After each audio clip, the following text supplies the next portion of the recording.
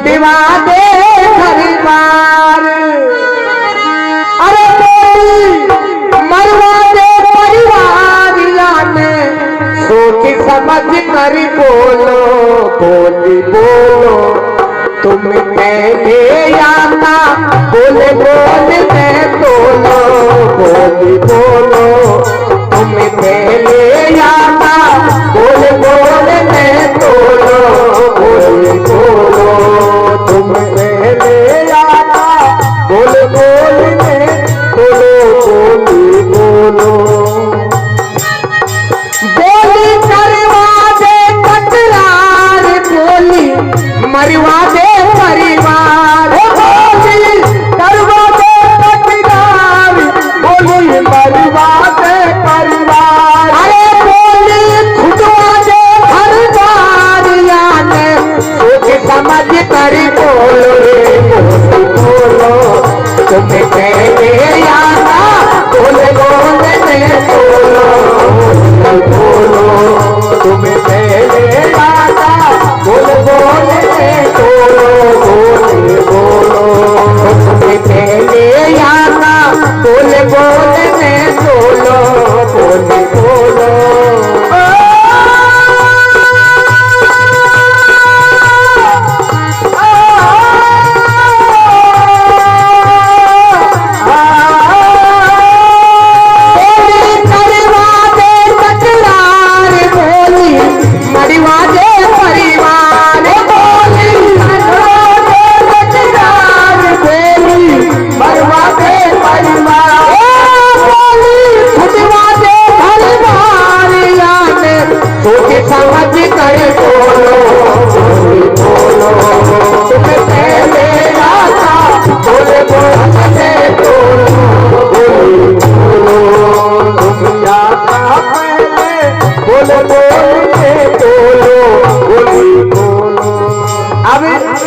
बोली पहली अंतरा में किसने किसको मारी थी?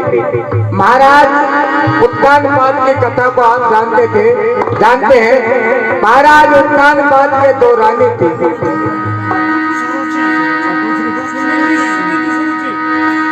बड़ी रानी सुरुचि और छोटी रानी सुनीति। जब महाराज उत्तानपाद में बड़ी रानी सुरुचि के कोई पुत्र नहीं हुआ तो महाराज ने दूसरी शादी की और सुनीति को लेकर के एक दिन महाराज उत्तानपाद जंगल में शिकार खेलने के लिए चले जाते हैं, लेट हो जाते हैं और जो ही महाराज लौट करके अपनी नगरी में आए तो सुनीति के गेट बंद थे। प्यारे भक्तों, महाराज उत्तानपाद ने मन में विचार किया, बड़ी रानी से मिले भी काफी दिन हो गए। जब परमात्मा जो करता है वो अच्छा ही करता है। उस दिन महाराज उत्तानपाद बड़ी रानी के महल में चले जाते हैं और उस भगवान की लीला को देखिए। उस दिन से ही सुरुचि के गर्भ रह जाता है और इधर को सुनीति के भी गर्भ रह जाता है। तो बड़ी रानी के ध्रुव जी महाराज ने जन्म लिया और छोटी रानी के उत्तम जो पुत्र हुआ उसका नाम उत्तम रखा। पर प्यारे भक्तों, छोटी रानी उस बड़ी रानी को एक सौतन की तरह मानती थी। एक दिन जो ही राजा उत्तानपाद महल में बैठे थे और बड़ा रानी का जो सुरुचि का बेटा था ध्रुव जी महाराज दौड़े दौड़े जाता है अपने पिताजी की गोदी में जाकर के बैठ जाता है और जो ही गोदी में बैठा तो जो सौत माँ थी उसकी सुनीति को पता लगा कि उसने उसी गोदी में बैठे हुए ध्रुव जी के दो चबोटे गाल पे लगाए, कहने लगे तू इसकी गोदी में नहीं बैठ सकता क्योंकि ये तेरा पिता नहीं है। अरे इसकी गोदी में तो वो बैठा था जिसने मेरी कूख से जन्म लिया। आज ध्रुव जी महाराज रोते रोते अपनी माँ के पास महलों में जाते कहने लगे, माँ मुझको ये बताइए कि क्या मेरा कोई पिता नहीं है? तो सुरुचि ने कहा, बेटा तेरे पिता का नाम तेरा भगवान बताएगा। ऐसा बताते हैं। उसी दिन से ध्रुव जी महाराज ने वो बोली ऐसी लगी सौत माँ की, तो ध्रुव जी महाराज जंगल में जाते हैं और ऐसा बताते हैं कि इस पृथ्वी पर पहला ध्रुव जी महाराज महाराज भगवान का सबसे छोटा भक्त जो भगवान को वैकुंठ में वास मिला। तो किस तरह से कवि ने क्या कहा, अरे बोली माता ने बीमार भ्रम को दीना मोती उतार, बोली माता ने बीमार ध्रुव को दिया गोद से उतार, अरे ध्रुव को दिया गोद से उतार, ध्रुव को दिया गोद से उतार, मेरे जन्म कूद से लेना तो मिल तो या अधिकार, मेरी जन्म कूद से लेना तो मिल तो या अधिकार, अरे तो मिल तो या अधिकार, तो मिल तो या अधिकार, ओ भक्ति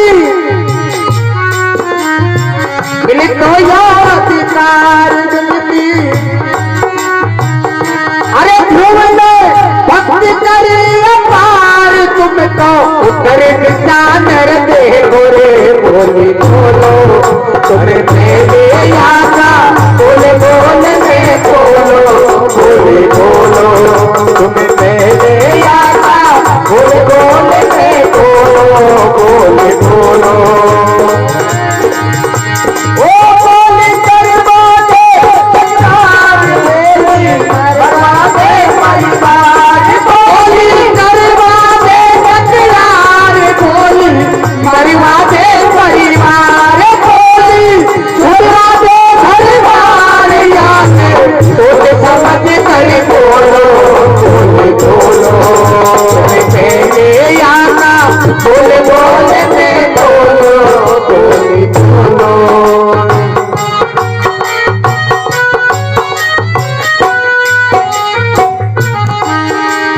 ध्रुव जी महाराज उत्तर दिशा में चले जाते हैं और जो आज धूती तारा का नाम से प्रसिद्ध है, भगवान ने हमेशा हमेशा के लिए अपने गोदी में ही बैठा लिया ध्रुव जी महाराज। ऐसी लगती है बोली, बोली से ही घर बार छूट जाते हैं, बोली से ही आदमी मर जाते हैं। और बोली दूसरी अंतरा में किसको मारी थी, वो देखो मन में करती गाय, पान देखी गिर जाए, देखो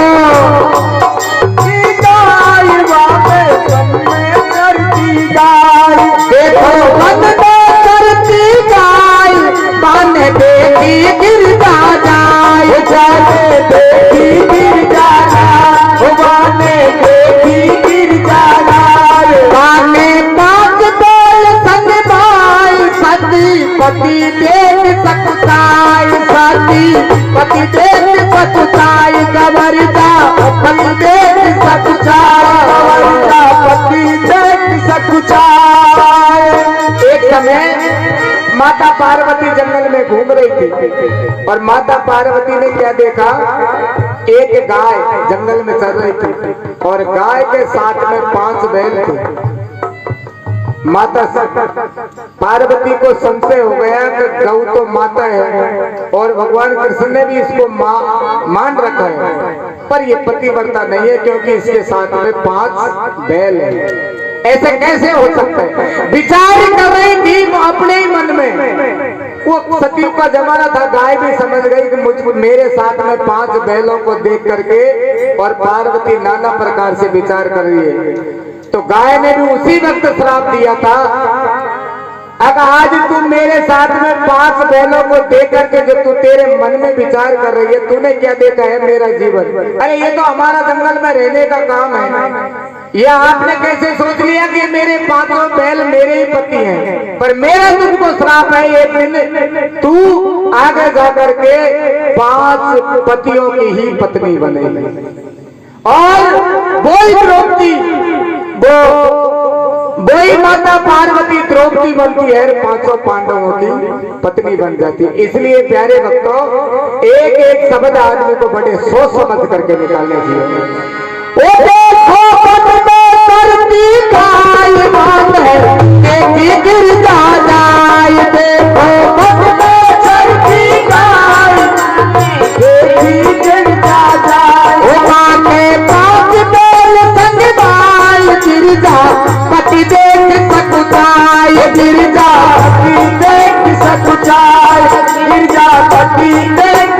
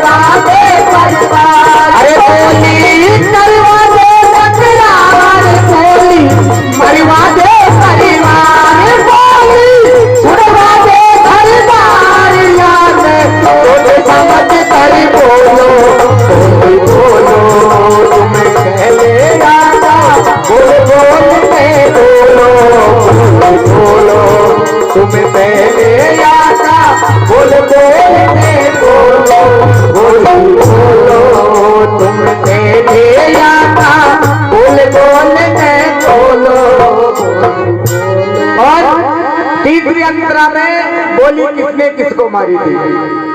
अरे बोली हनुमत को मार सभा में गरज उठा बलवान। बोली हनुमत को मार सभा में गरज उठा हनुमान। सभा में गरज उठा हनुमान। सभा में गरज उठा हनुमान।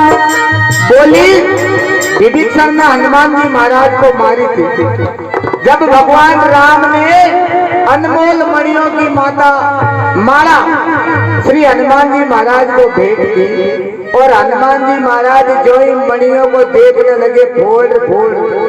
जब राम जी नजर नहीं तो सारी अनमोल की कीमती कोट पे चढ़ी, सारी माला ही तोड़ पटक दी हनुमान जी महाराज। सारा दरबार लगा हुआ था, सारा दरबार ये देख रहा है अरे इतनी कीमती माला जिसको माता जानकी को भी नहीं दिला भगवान राम ने, इस दरबार में और कोई नायक ही नहीं था, हनुमान जी महाराज को दी। और हनुमान जी महाराज ने क्या कदर की तो विभीषण हंस जाते हैं माला को जो ही हनुमान जी महाराज तोड़ रहे थे उस टाइम पे विभीषण जी महाराज सभा में मौजूद थे, हंसने लगे।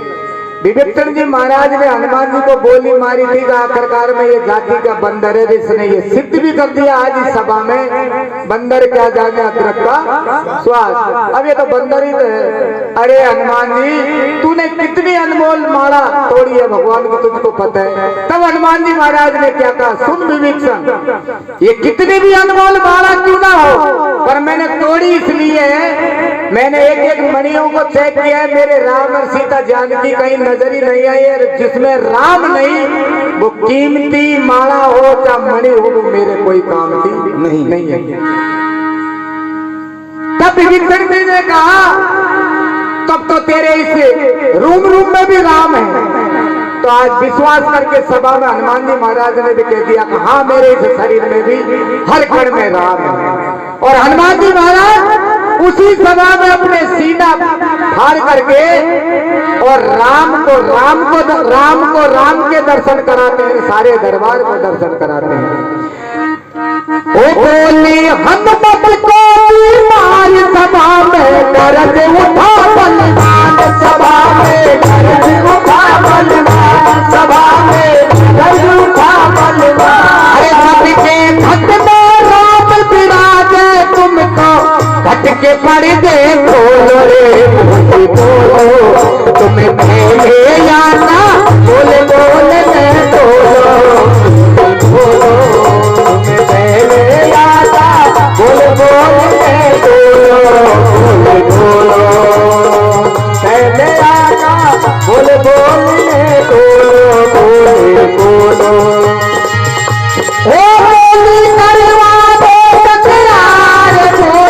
मरवा दे परिवार याने सोच समझ कर बोलो तुम्हें पहले आना बोले बोलो तुम्हें पहले आना बोले बोलो हाँ तुम्हें पहले आना बोलो और अंतिम बोली किसने किसको मारी थी? वो सत्यवादी में सतलियो धार टिक गए काशी के दरबार। काशी के दरबार टिक गए काशी के दरबार। वो सत्यवादी में सतलियो धार अपना बेच दियो परिवार। अपना बेच दियो परिवार। अपना बेच दियो परिवार। नहीं कुटुंब की परिवार नहीं कुटुंब की परिवार बिक दियो काशी के दरबार। बिक दियो काशी के दरबार। अरे बिक दियो काशी के दरबार। सत्य की होती है धारा तुमको सत्य की वाणी बोलो रे बोलो तुम्हें पहले आता बोले बोले बोलो पहले आता बोले बोलो करवा दे तकरार बोली करवा दे दरबार। करवा दे